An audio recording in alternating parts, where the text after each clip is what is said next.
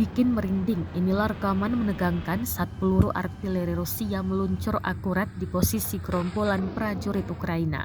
Para pejuang Ukraina tersebut tengah mempersiapkan serangan di hutan Kremenaya. Namun, sebelum melancarkan serangan, buru-buru artileri Rusia melibas habis posisinya. Akibatnya, pasukan Ukraina berakhir tewas bergelimpangan.